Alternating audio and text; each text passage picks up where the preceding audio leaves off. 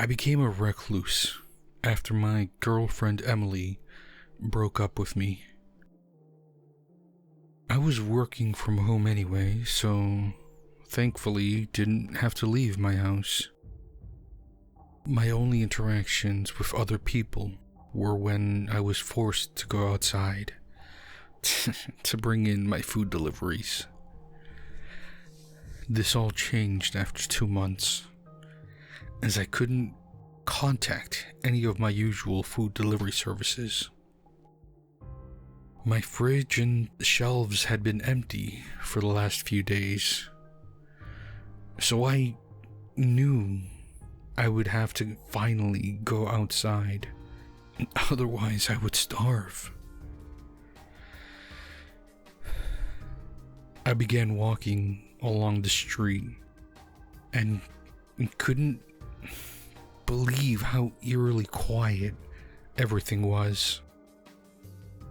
There wasn't even any birds chirping, and I couldn't shake the feeling that someone was watching me. I spotted something lying discarded in the street, and I made my way over to see what it was. I carefully picked it up and stared into the face of the most realistic ventriloquist doll I had ever seen. Every feature on its face was so accurate that I was expecting it to start speaking to me. I continued walking with the doll clutched in my hand. I turned a corner and slid to a halt as the street was covered in dry blood. My heart was pounding as I gazed around fearfully, expecting someone to attack me at any moment. I inched forward as I heard commotion in the direction I had been heading. I walked into the center of the town to discover a mass gathering of people. I recognized some of them, but I couldn't shake the feeling that something was off about them. A loud shriek rang through the crowd as a woman rushed towards me, screaming the name Jonathan. She stopped directly in front of me, and I stared in horror at her emaciated face that looked like it hadn't eaten in weeks. Confusion overwhelmed me as I could hear her speaking, but her mouth wasn't moving.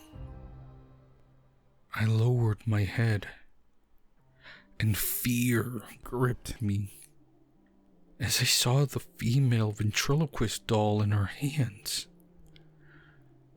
It was talking to the doll in my hands and begging it to answer her. I recoiled as its head turned towards mine and screamed, "What did you do to my son?"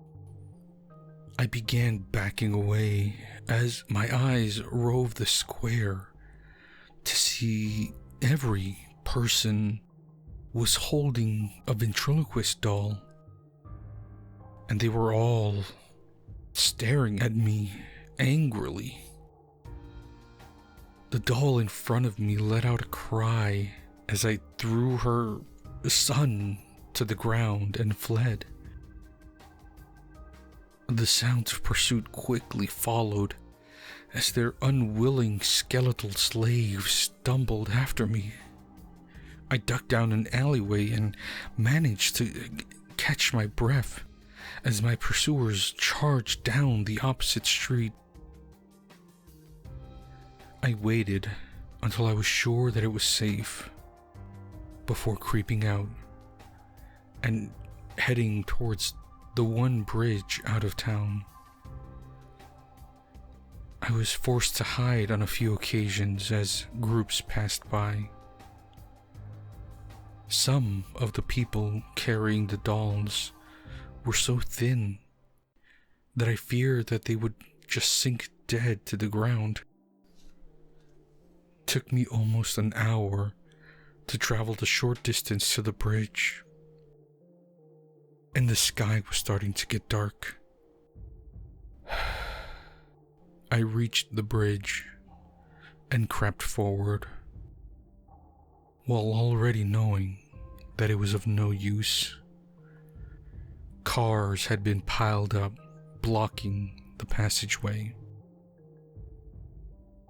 I contemplated turning around, but saw something hanging there, and curiosity got the better of me.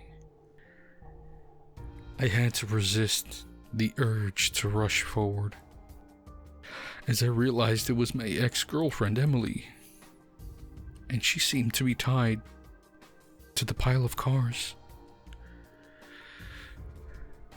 I whispered her name, and relief surged through me as she moved her head slightly.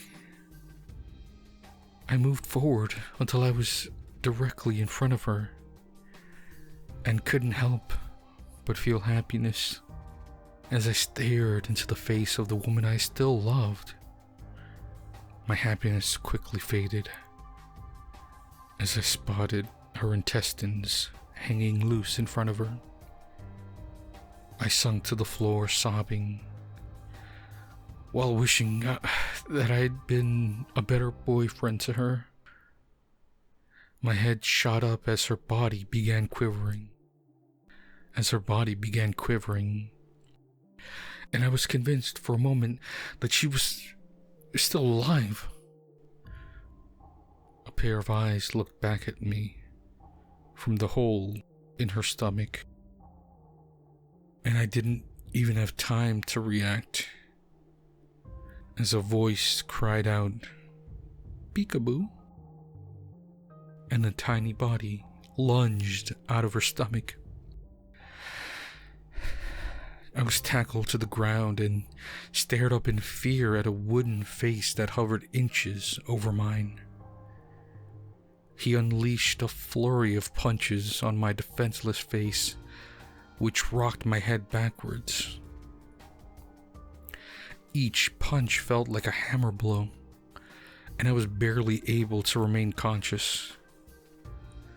My head was spinning as the doll made its way towards my right hand. It took me a few moments to realize that he was trying to shove it up inside a hole in its back to take control of my body. I lashed out with my other hand and managed to knock it to the ground. I rose unsteadily to my feet before crushing in its skull before it could resume its attack.